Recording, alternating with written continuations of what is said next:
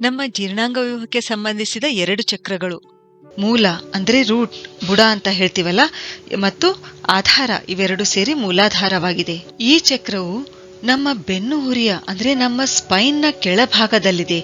ಇದು ಕೆಳಗಿನಿಂದ ಸತತವಾಗಿ ಮೇಲಕ್ಕೆ ಶಕ್ತಿ ಪೂರೈಸುತ್ತಿರುತ್ತದೆ. ಈ ಪ್ರಾಣಶಕ್ತಿ, ಈ ಎನರ್ಜಿಯು 3 ಮುಖ್ಯ ಭಾಗಗಳಾಗಿ ಒಡೆದು ಇಡ, ಪಿಂಗಳ, ಸುಷುಮ್ನ ನಾಡಿಗಳ ಮುಖಾಂತರ ಏರತೊಡಗುತ್ತದೆ. ಈ ಚಕ್ರವು ಸೂರ್ಯ ಮತ್ತು ಚಂದ್ರ ನಾಡಿಗಳ ಮುಖಾಂತರ ನೇರವಾಗಿ ಸಹಸ್ರಾರ ಚಕ್ರದೊಡನೆ ಶಕ್ತಿ ಸಂಚಾರ ಏರ್ಪಡಿಸುತ್ತದೆ. ಪ್ರತಿಯೊಂದು ಚಕ್ರವು ಕಮಲದಂತಿದ್ದು, ಮೂಲಾಧಾರ ಚಕ್ರವು 4 ದಳಗಳನ್ನು ಹೊಂದಿದೆ. ಈ ದಳಗಳಿಂದ ವಂ, ಶಂ, ಶಂ, ಸಂ ಎಂಬ 4 ನಾಡಿಗಳು ಹೊರಹೊಮ್ಮುತ್ತವೆ. ಇದು ಕೆಂಪು ವರ್ಣದ ಸೃಷ್ಟಿಯ ಮೂಲ ಚಕ್ರ. ಹಾಗಾದ್ರೆ ಇಲ್ಲಿ ಈ ಮೂಲಾಧಾರ ಚಕ್ರವನ್ನು ಆಕ್ಟಿವೇಟ್ ಮಾಡಲು, ಸ್ಟ್ರಾಂಗ್ ಮಾಡಲು ಕೆಂಪು ಬಣ್ಣದ ಬಟ್ಟೆ ಧರಿಸಬಹುದು. ಮನೆಯಲ್ಲಿ ಕೆಂಪು ಬಣ್ಣದ ವಸ್ತುಗಳನ್ನ ಇಡಬಹುದು. ಸ್ವಲ್ಪ ಯೋಚನೆ ಮಾಡಿ, ಪ್ರಪೋಸ್ ಮಾಡುವಾಗ ಕೆಂಪು ಬಣ್ಣದ ಗುಲಾಬಿ ಹೂವನ್ನೇ ಯಾಕೆ ಕೊಡ್ತಾರೆ? ಕೆಂಪು ಬಣ್ಣ ನಮ್ಮ ಸೆಕ್ಸ್ ಎನರ್ಜಿಯನ್ನು ಹೆಚ್ಚಿಸುತ್ತೆ. ಈ ಚಕ್ರವು ನಮ್ಮ ಜನನ ಗ್ರಂಥಿಗಳಿಗೆ, ಸೆಕ್ಸ್ ಹಾರ್ಮೋನ್ಗಳಿಗೆ ಸಂಬಂಧಿಸಿದೆ. ಮೂಲಾಧಾರ ಚಕ್ರವು ನಮ್ಮ ದೇಹ, ಮನಸ್ಸು, ಆತ್ಮವನ್ನು ಭೂಮಿಯೊಂದಿಗೆ ಸಂಪರ್ಕ ಹೊಂದುವಂತೆ ಮಾಡುತ್ತದೆ.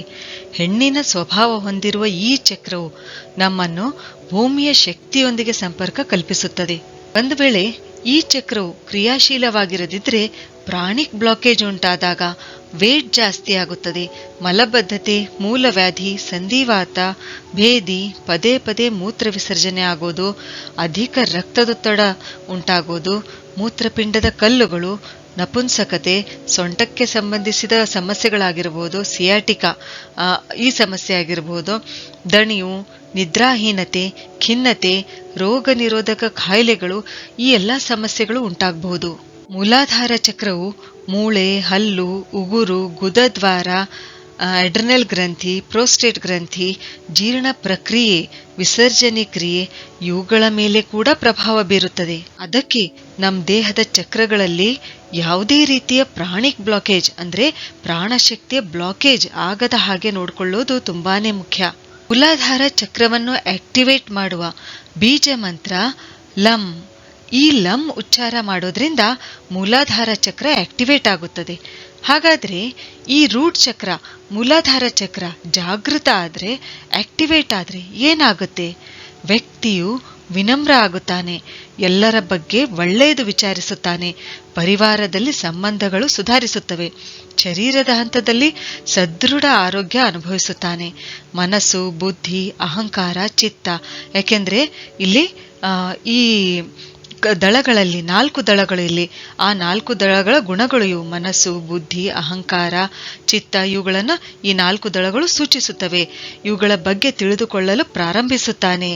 ಆಮೇಲೆ ಸ್ವತಂತ್ರ ಮನೋಭಾವ, ಬಲ, ಸ್ಥಿರತೆ, ಉತ್ತಮ ಪಚನ ಶಕ್ತಿಯನ್ನು ಅನುಭವಿಸುತ್ತಾನೆ. ಜೀವನದಲ್ಲಿ ಹೆಚ್ಚು ಉತ್ಸಾಹ ಅನುಭವಿಸುತ್ತಾನೆ. ಒಂದ್ ವೇಳೆ ಈ ಚಕ್ರ ಜಡವಾಗಿದ್ದರೆ ವ್ಯಕ್ತಿಯೂ ಕೂಡ ಜಡವಾಗಿರುತ್ತಾನೆ. ಈ ಮೂಲಾಧಾರ ಚಕ್ರವನ್ನು ಅರಳಿಸಲು, ಆಕ್ಟಿವೇಟ್ ಮಾಡಲು, ಸ್ಟ್ರೆಂಥನ್ ಮಾಡಲು ಏನೇನ್ ಮಾಡಬಹುದು? ಅಶ್ವಿನಿ ಮುದ್ರೆ ಮಾಡಬೇಕು. ಅದು ಹೇಗೆ ಅಂದ್ರೆ ಪದ್ಮಾಸನ ಅಥವಾ ವಜ್ರಾಸನದಲ್ಲಿ ಕುಳಿತು ಎನಸ್ ಅಂದ್ರೆ ಗುದದ್ವಾರ ಅದನ್ನ ನಾವು ಮೇಲಕ್ಕೆ ಸೆಳೆದುಕೊಳ್ಬೇಕು, ಅಂದ್ರೆ ಒಳಗೆ ಎಳೆದುಕೊಳ್ಬೇಕು. ಇದೇನಂತಂದ್ರೆ ಉಸಿರು ದೀರ್ಘವಾಗಿ ಒಳಗೆ ಎಳೆದುಕೊಳ್ಳುತ್ತಾ ಮಾಡ್ತಕ್ಕಂಥ ಕ್ರಿಯೆ ಮಾಡ್ಬೇಕು. ಆ ರೀತಿಯಾಗಿ ಮಾಡಬೇಕು. ಕೆಲವು ಸೆಕೆಂಡ್ಗಳ ಕಾಲ ಉಸಿರನ್ನ ಒಳಗೆ ಹಿಡಿದುಕೊಂಡು ಇದೇ ಸ್ಥಿತಿಯಲ್ಲಿರ್ಬೇಕು. ನಿಧಾನವಾಗಿ ಉಸಿರನ್ನ ಬಿಡುತ್ತಾ ಏನ್ ಮಾಡ್ಬೇಕು, ನಮ್ಮ ಗುದದ್ವಾರವನ್ನ ಸಡಿಲಗೊಳಿಸ್ಬೇಕು. ಇದನ್ನೇ ನಾವು ಅಶ್ವಿನಿ ಮುದ್ರೆ ಅಂತ ಹೇಳ್ತೀವಿ. ಇದನ್ನ ಖಾಲಿ ಹೊಟ್ಟೆಯಲ್ಲೇ ಮಾಡಬೇಕು. ಹೀಗೆ 15ರಿಂದ 20 ಸಲ ಮಾಡಬೇಕು. ಈ ಅಶ್ವಿನಿ ಮುದ್ರೆಯು ನಮ್ಮ ಪ್ರಾಣ ಶಕ್ತಿಯನ್ನು ಅನೇಕ ಪಟ್ಟು ಜಾಸ್ತಿ ಮಾಡುತ್ತೆ. ಬ್ರಹ್ಮಚರ್ಯ ಪಾಲನೆಗೆ ಇದು ತುಂಬಾನೇ ಉಪಯುಕ್ತವಾಗಿದೆ. ಮತ್ತು ಮೂಲಾಧಾರ ಚಕ್ರವನ್ನು, ನಮ್ಮ ರೂಟ್ ಚಕ್ರವನ್ನು ಇದು ಸ್ಟ್ರೆಂಥನ್ ಮಾಡುತ್ತೆ. ನಮ್ಮ ಮೂಲಾಧಾರ ಚಕ್ರವನ್ನು ಸ್ಟ್ರೆಂಥನ್ ಮಾಡ್ತಕ್ಕಂಥ, ಬಲಪಡಿಸ್ತಕ್ಕಂಥ ಆಸನಗಳು ಯಾವಂತಂದ್ರೆ ಅರ್ಧ ಮತ್ಸ್ಯೇಂದ್ರಾಸನ, ಆಮೇಲೆ ತಾಡಾಸನ, ಸೇತುಬಂಧಾಸನ, ವೀರಭದ್ರಾಸನ. ಇವೇನ್ ಮಾಡುತ್ತವೆ? ರೂಟ್ ಚಕ್ರವನ್ನ, ನಮ್ಮ ಮೂಲಾಧಾರ ಚಕ್ರವನ್ನ ಬಲಪಡಿಸುತ್ತವೆ. ಕೆಂಪು ಬಣ್ಣದ ಬಟ್ಟೆ ಧರಿಸೋದು, ಕೆಂಪು ವಸ್ತುಗಳನ್ನ ಬಳಸೋದು ಕೂಡ ಏನಂತಂದ್ರೆ ರೂಟ್ ಚಕ್ರವನ್ನ ಬಲಪಡಿಸುತ್ತೆ. ಬೀಜ ಮಂತ್ರದ ಉಚ್ಚಾರದಿಂದ ಕೂಡ ನಾವು ಮೂಲಾಧಾರ ಚಕ್ರವನ್ನ ಬಲಪಡಿಸ್ಕೊಳ್ಬಹುದು. ಅದು ಹೇಗೆ ಅಂತಂದ್ರೆ ದೀರ್ಘವಾಗಿ ಉಸಿರಾಡುತ್ತಾ ಉಸಿರನ್ನ ಒಳಗೆ ಎಳೆದುಕೊಳ್ಳುತ್ತಾ ವಂ ಶಂ ಶಂ ಸಂ ಎಂಬ 4 ದಳಗಳ 4 ನಾಡಿಗಳ ಅಕ್ಷರಗಳನ್ನು ಉಚ್ಚರಿಸಬೇಕು. ಆಮೇಲೆ ಲಂ ಎನ್ನುತ್ತಾ ಹಿಡಿದಿಟ್ಟ ಉಸಿರು ಬಿಡಬೇಕು. ಹೀಗೆ 4 ಸಲ ಮಾಡಬೇಕು. ಹೀಗೇನಂತಂದ್ರೆ ನಾವು ಮೂಲಾಧಾರ ಚಕ್ರವನ್ನ ಆಕ್ಟಿವೇಟ್ ಮಾಡಬಹುದು. ಸ್ವಾಧಿಷ್ಠಾನ ಚಕ್ರವನ್ನು ಸ್ಯಾಕ್ರಲ್ ಚಕ್ರ, ತ್ರಿಕಾಸ್ತಿ ಚಕ್ರ, ಕ್ರಿಯೇಟಿವಿಟಿ ಚಕ್ರ ಮತ್ತು ಸೆಕ್ಸುವಲ್ ಚಕ್ರ ಅಂತ ಕೂಡ ಕರೀತಾರೆ. ಇದು ಹೊಕ್ಕಳಿನಿಂದ ಸ್ವಲ್ಪ ಕೆಳಗೆ ಜನನೇಂದ್ರಿಯ ಮತ್ತು ಸೆಕ್ರಲ್ ನರಗಳ ಸಮೂಹ ಅಂದ್ರೆ ಪ್ಲೆಕ್ಸಸ್ ಅಂತ ಹೇಳ್ತೀವಿ. ಜನನೇಂದ್ರಿಯ ಮತ್ತು ಪ್ಲೆಕ್ಸಸ್ ನಡುವೆ ಪ್ಯೂಬಿಕ್ ಮೂಳೆಯ ತಳದಲ್ಲಿ ಕಂಡುಬರುತ್ತೆ. ಮೂಲಾಧಾರ ಚಕ್ರದ ಮೇಲೆ ಕಂಡುಬರುತ್ತದೆ. ಇದು ಗರ್ಭಾಶಯ, ದೊಡ್ಡ ಕರುಳು, ಪ್ರೋಸ್ಟೇಟ್ ಅಂದ್ರೆ ಪುರುಷರಲ್ಲಿ, ಅಂಡಾಶಯ ಮಹಿಳೆಯರಲ್ಲಿ ಮತ್ತು ವೃಷಣಗಳ ಪ್ರದೇಶದಲ್ಲಿರುತ್ತದೆ. ಇದು ಕೆಳಗಿನಿಂದ 2ನೇ ಚಕ್ರ.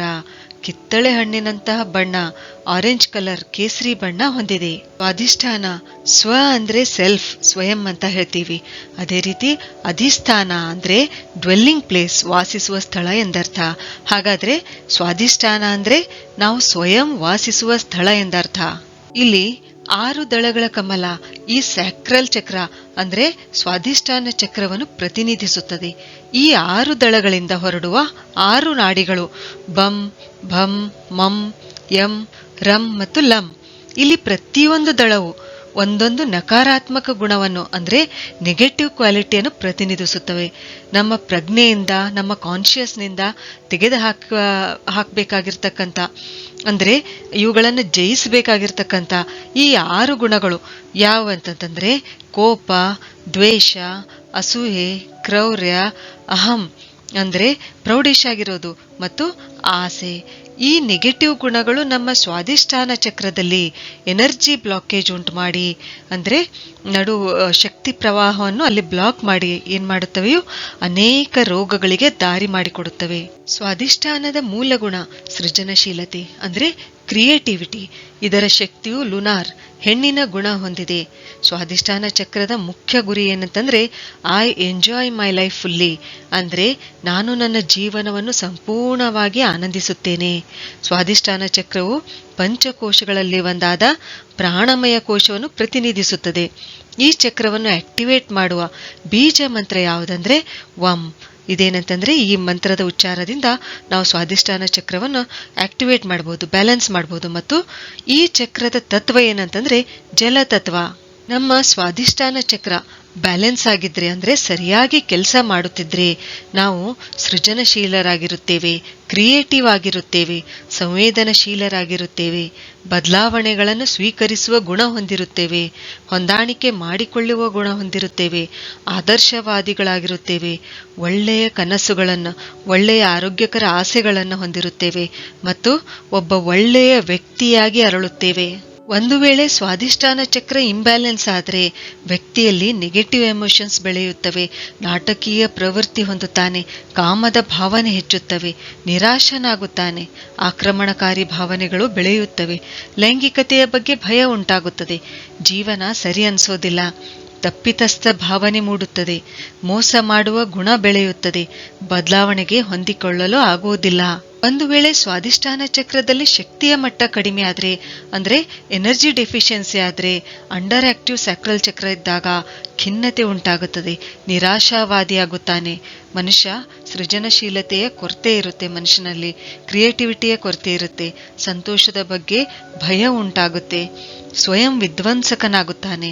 ಆಮೇಲೆ ಕಾಮಶಕ್ತಿಯ ಕೊರತೆ ಇರುತ್ತೆ, ಶಕ್ತಿಹೀನತೆ ಇರುತ್ತೆ, ಆಮೇಲೆ ಸಂತಾನಹೀನತೆ, ಇರಿಟೇಬಲ್ ಬೌಲ್ ಸಿಂಡ್ರಮ್ ಅಂತ ಹೇಳ್ತೀವಿ, ಮೂತ್ರಾಶಯ ಮತ್ತು ಮೂತ್ರನಾಳದ ಸೋಂಕು, ಗರ್ಭಾಶಯದ ಫೈಬ್ರಾಯ್ಡ್ಗಳು, ಸಿಸ್ಟ್ಗಳು, ಋತುಸ್ರಾವದಲ್ಲಿ ಏರುಪೇರು, ವೃಷಣದ ರೋಗಗಳು, ಆಮೇಲೆ ಪ್ರೋಸ್ಟೇಟ್ ರೋಗಗಳು, ಹೀಗೆ ಅನೇಕ ಸಮಸ್ಯೆಗಳು ಉಂಟಾಗುತ್ತವೆ. ಸ್ವಾಧಿಷ್ಠಾನ ಚಕ್ರದಲ್ಲಿ ಶಕ್ತಿಯ ಮಟ್ಟ ಹೆಚ್ಚಾದ್ರೆ ಅಂದ್ರೆ ಓವರ್ ಆಕ್ಟಿವ್ ಸ್ಯಾಕ್ರಲ್ ಚಕ್ರ ಇದ್ದಾಗ ಅವಾಗೇನಾಗುತ್ತೆ, ಮನುಷ್ಯ ಯಾವ ರೀತಿ ಬಿಹೇವ್ ಮಾಡ್ತಾನೆ ಅಂದ್ರೆ ಜನರೊಂದಿಗೆ ಅತಿಯಾದ ಅಟ್ಯಾಚ್ಮೆಂಟ್ ಬಾಂಧವ್ಯ ಹೊಂದುವುದು ಅಥವಾ ವಸ್ತುಗಳೊಂದಿಗೆ ಅಟ್ಯಾಚ್ಮೆಂಟ್ ಹೊಂದುವುದು, ತುಂಬಾನೇ ಡಿಪೆಂಡ್ ಆಗಿರೋದು, ಆಮೇಲೆ ತುಂಬಾನೇ ಎಮೋಷನಲ್ ಆಗಿ ಪ್ರತಿಕ್ರಿಯಿಸೋದು, ಆಮೇಲೆ ಸ್ನಾಯುಗಳಲ್ಲಿ ವಿಶೇಷವಾಗಿ ನಮ್ಮ ಕಿಬ್ಬೊಟ್ಟೆಯ ಸ್ನಾಯುಗಳು ಅಂದ್ರೆ ಅಬ್ಡಾಮಿನಲ್ ಮಸಲ್ಸ್ ಅವುಗಳಲ್ಲಿ ಸೆಳೆತ ಉಂಟಾಗೋದು, ಇವೇನಂತಂದ್ರೆ ಓವರ್ ಆಕ್ಟಿವ್ ಸ್ವಾದಿಷ್ಠಾನ ಚಕ್ರದ ಲಕ್ಷಣಗಳು. ಹಾಗಾದ್ರೆ ಈ ಸ್ಯಾಕ್ರಲ್ ಚಕ್ರವನ್ನು, ಸ್ವಾದಿಷ್ಠಾನ ಚಕ್ರವನ್ನು ಬ್ಯಾಲೆನ್ಸ್ ಮಾಡಲು ನಾವು ಏನ್ ಮಾಡ್ಬೇಕು? ಮಗುವಿನ ಮನಸ್ಸನ್ನ ಹೊಂದಿರಬೇಕು. ಅಂದ್ರೆ ನಮ್ಮಲ್ಲಿ ಅಡಗಿರ್ತಕ್ಕಂಥ ಮಗುವನ್ನು ನಾವು ಆಕ್ಟಿವ್ ಆಗಿ ಇಡಬೇಕು. ಅಂದ್ರೆ ನಾವು ಕ್ರಿಯೇಟಿವ್ ಆಗ್ತೀವಿ, ಸ್ವಾದಿಷ್ಠಾನ ಚಕ್ರ ಬ್ಯಾಲೆನ್ಸ್ ಆಗುತ್ತೆ. ಹಾಡುವುದು ಅಥವಾ ಹಾಡು ಕೇಳುವುದು, ಚಿತ್ರ ಬಿಡಿಸೋದು, ಇಂತಹ ಚಟುವಟಿಕೆಗಳು ಮಾಡೋದ್ರಿಂದ ನಮ್ಮಲ್ಲಿ ಸೃಜನಶೀಲತೆ, ಕ್ರಿಯೇಟಿವಿಟಿ ಹೆಚ್ಚುತ್ತದೆ. ಇದರಿಂದ ಏನಾಗುತ್ತೆ? ನಮ್ಮ ಸ್ವಾದಿಷ್ಠಾನ ಚಕ್ರ ಬ್ಯಾಲೆನ್ಸ್ ಆಗುತ್ತೆ. ಇಡಾ ಬ್ರೀದಿಂಗ್ ಮಾಡ್ಬೇಕು. ಅಂದ್ರೆ ಇಡಾ ನಾಡಿಯ ಉಸಿರಾಟ ಪ್ರಾಕ್ಟೀಸ್ ಮಾಡಬೇಕು. ಅಂದ್ರೆ ನಮ್ಮ ಮೂಗಿನ ಲೆಫ್ಟ್ ಹೊಳೆ ಅಂದ್ರೆ ಎಡ ಹೊಳ್ಳೆಯಿಂದ ನಾವು 8ರಿಂದ 10 ಸಲ ಉಸಿರಾಡಬೇಕು. ಒಂದೇ ಹೊಳ್ಳೆಯಿಂದ, ಲೆಫ್ಟ್ ಸೈಡ್ ಇಂದ ಮಾತ್ರ ನಾವು ಬಲ ಹೊಳ್ಳೆಯನ್ನ ಏನ್ ಮಾಡ್ಬೇಕು? ನಾವು ಬೆರಳುಗಳಿಂದ ಅದನ್ನ ಮುಚ್ಚಬೇಕು. ಆಮೇಲೆ ಲೆಫ್ಟ್ ಸೈಡ್ ಇಂದ ನಾವು ಉಸಿರಾಡಬೇಕು. ಇದೇನ್ ಮಾಡುತ್ತೆ? ನಮ್ಮ ಲುನಾರ್ ಎನರ್ಜಿಯನ್ನ ಹೆಚ್ಚಿಸುತ್ತೆ. ಚಂದ್ರನಾಡಿಯ ಉಸಿರಾಟದಿಂದ ನಮ್ಮ ಚಂದ್ರನಾಡಿಯಲ್ಲಿ ಎನರ್ಜಿ ಹೆಚ್ಚುತ್ತೆ. ಹೀಗೆ ಎಡಹೊಳ್ಳೆಯಿಂದ ನಾವು ಉಸಿರಾಡಿದಾಗ ಏನಾಗುತ್ತೆ? ಸ್ವಾದಿಷ್ಠಾನ ಚಕ್ರ ತೆರೆದುಕೊಳ್ಳುತ್ತೆ. ಇದರಿಂದ ಈ ಚಕ್ರದಲ್ಲಿರ್ತಕ್ಕಂಥ ಬ್ಲಾಕೇಜಸ್ ಏನಿವೆಲ್ಲ ಅವು ದೂರವಾಗುತ್ತವೆ ಮತ್ತು ಸ್ವಾದಿಷ್ಠಾನ ಚಕ್ರ ಬ್ಯಾಲೆನ್ಸ್ ಆಗುತ್ತೆ. ಬೀಜ ಮಂತ್ರ ಒಂ ಅಂತಕ್ಕಂಥ ಇದರ ಉಚ್ಚಾರದಿಂದ ಕೂಡ, ಈ ವೈಬ್ರೇಷನ್ ಇಂದ ಒಂ ನಾವು ಉಚ್ಚಾರಿಸಿದಾಗ ಇದರಿಂದ ಏನು ವೈಬ್ರೇಷನ್ ಉಂಟಾಗುತ್ತೆ ಅಲ್ಲ, ಇದರಿಂದ ಏನಾಗುತ್ತೆ? ಸ್ವಾದಿಷ್ಠಾನ ಚಕ್ರ ಬ್ಯಾಲೆನ್ಸ್ ಆಗುತ್ತೆ. ಮೆಡಿಟೇಷನ್ ಮಾಡೋದ್ರಿಂದ, ಧ್ಯಾನ ಮಾಡೋದ್ರಿಂದ ಕೂಡ ನಮ್ಮ ಚಕ್ರಗಳಲ್ಲಿರುವ ಬ್ಲಾಕೇಜಸ್ ತೆಗೆದು ಶಕ್ತಿಯ ಸಂಚಾರ ಸರಿಯಾಗಿ ಆಗುತ್ತದೆ. ಸ್ವಾದಿಷ್ಠಾನ ಚಕ್ರದ ತೊಂದರೆಗಳನ್ನು ನಿವಾರಿಸಿ ಈ ಚಕ್ರವನ್ನು ಆಕ್ಟಿವೇಟ್ ಮಾಡುವ ಆಹಾರ ಪದಾರ್ಥಗಳು ಯಾವಂತಂದ್ರೆ ಕಿತ್ತಳೆ ಹಣ್ಣು, ಕರ್ಬೂಜ ಹಣ್ಣು ಅಂದ್ರೆ ಮೆಲಾನ್ ಫ್ರೂಟ್ಸ್ ಅಂತ ಹೇಳ್ತೀವಿ, ಸೇಬು, ಪೇರ್ಲೆ ಹಣ್ಣು ಪಿಯರ್ಸ್ ಅಂತ ಹೇಳ್ತೀವಿ, ಅಂಜೂರ, ತೆಂಗಿನಕಾಯಿ, ದಾಲ್ಚೀನಿ, ಪಾಲಕ್, ಸೌತೆಕಾಯಿ ಮತ್ತು ಟೊಮ್ಯಾಟೊ. ಈ ಆಹಾರ ಪದಾರ್ಥಗಳು ಸ್ವಾದಿಷ್ಠಾನ ಚಕ್ರದ ಆರೋಗ್ಯ ಕಾಪಾಡುತ್ತವೆ. ಇದರ ಜೊತೆಗೆ ನಾವು ಮತ್ತೊಂದು ಗಮನದಲ್ಲಿಡಬೇಕಾದ ವಿಷಯ ಏನಂತಂದ್ರೆ ನಾವು ಹೆಚ್ಚು ಪ್ರಮಾಣದಲ್ಲಿ ನೀರು ಕೂಡ ಕುಡಿಯಬೇಕು. ಇದು ಕೂಡ ಏನಂತಂದ್ರೆ ನಮ್ಮ ಸ್ವಾದಿಷ್ಠಾನ ಚಕ್ರವನ್ನು ಆರೋಗ್ಯದಿಂದ ಇಡುತ್ತೆ. ಇನ್ನು ಬಣ್ಣಗಳಲ್ಲಿ ಕೇಸರಿ ಬಣ್ಣ ಏನಿದೆಯಲ್ಲ ಅದು ಸ್ವಾದಿಷ್ಠಾನ ಚಕ್ರವನ್ನು ಆಕ್ಟಿವೇಟ್ ಮಾಡ್ತಕ್ಕಂಥ ಬಣ್ಣ. ಈ ಕೇಸರಿ ಬಣ್ಣದ ಬಟ್ಟೆ ಧರಿಸೋದ್ರಿಂದ, ಕೇಸರಿ ಬಣ್ಣದ ವಸ್ತುಗಳನ್ನ ಬಳಸೋದ್ರಿಂದ, ಕೇಸರಿ ಬಣ್ಣದ ಜ್ಯೂಸ್ ಅಥವಾ ಆಹಾರ ಪದಾರ್ಥಗಳನ್ನು ಸೇವಿಸೋದ್ರಿಂದ ನಮ್ಮ ಸ್ವಾದಿಷ್ಠಾನ ಚಕ್ರ ಬ್ಯಾಲೆನ್ಸ್ ಆಗುತ್ತದೆ. ಇನ್ನು ಯೋಗಾಸನಗಳಿಂದ ನಾವು ಯಾವ ರೀತಿ ಸ್ವಾದಿಷ್ಠಾನ ಚಕ್ರವನ್ನು ಅರಳಿಸಬಹುದು ಅನ್ನೋದನ್ನ ನೋಡೋಣ. ಇಲ್ಲಿ ಯಾವ ಯೋಗಾಸನಗಳಿಂದ ನಾವು ಇದನ್ನ ಆಕ್ಟಿವೇಟ್ ಮಾಡಬಹುದಂದ್ರೆ ಬದ್ಧ ಕೋನಾಸನ, ಆಮೇಲೆ ಉಪವಿಷ್ಟ ಕೋನಾಸನ, ಇದನ್ನ ನಾವು ಕನ್ನಡದಲ್ಲಿ ಪಾದ ಪ್ರಸಾರಿತ ಪಶ್ಚಿಮೋತ್ತಾಸನ ಅಂತ ಕೂಡ ಹೇಳ್ತೀವಿ. ಆಮೇಲೆ ಶಲಭಾಸನ, ಆಮೇಲೆ ಭುಜಂಗಾಸನ ಕೋಬ್ರಾ ಪೋಸ್ನಲ್ಲಿ, ಆಮೇಲೆ ವಜ್ರೋಲಿ ಮುದ್ರಾ ಅಂತ ಹೇಳ್ತೀವಿ, ಇದು ಪುರುಷರಲ್ಲಿ. ಆಮೇಲೆ ಸಹಜೋಲಿ ಮುದ್ರಾ, ಇದು ಮಹಿಳೆಯರಲ್ಲಿ, ಸ್ತ್ರೀಯರಲ್ಲಿ. ಆಮೇಲೆ ಅಶ್ವಿನಿ ಮುದ್ರಾ ಮತ್ತು ಪ್ರಾಣಾಯಾಮ ಮಾಡೋದ್ರಿಂದ ನಾವೇನ್ ಮಾಡಬಹುದು? ಸ್ವಾದಿಷ್ಠಾನ ಚಕ್ರವನ್ನ ಆಕ್ಟಿವೇಟ್ ಮಾಡಬಹುದು. ಉಪವಾಸ ಮತ್ತು ಮೌನವ್ರತ ಮಾಡೋದ್ರಿಂದ, ಆಕ್ಚುಲಿ ನಾವು ರಿಸರ್ಚ್ ಪ್ರಕಾರ ನೋಡ್ಬೇಕಂದ್ರೆ ವಾರಕ್ಕೊಂದಿನ ಮೌನವ್ರತ ಆಚರಿಸ್ಬೇಕು.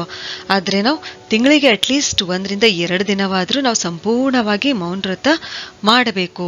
ಇವೇನ್ ಮಾಡುತ್ತವೆ? ಇವೆಲ್ಲ ಮುದ್ರೆಗಳು, ಯೋಗಾಸನಗಳು ಮತ್ತು ಈ ರೀತಿ ಉಪವಾಸ, ಮೌನವ್ರತ ಮಾಡೋದ್ರಿಂದ ಇವು ಸ್ವಾದಿಷ್ಠಾನ ಚಕ್ರವನ್ನು ಅರಳಿಸಿ ಅದರಲ್ಲಿ ಶಕ್ತಿ ತುಂಬತಕ್ಕಂತ ಕೆಲಸ ಮಾಡುತ್ತವೆ. ಸರಿ, ಹಾಗಾದ್ರೆ ಮುಂದಿನ ವಿಡಿಯೋದಲ್ಲಿ ಮತ್ತೊಂದು ಉಪಯುಕ್ತವಾದ ಮಾಹಿತಿಯೊಂದಿಗೆ ಭೇಟಿಯಾಗೋಣ. ಧನ್ಯವಾದಗಳು.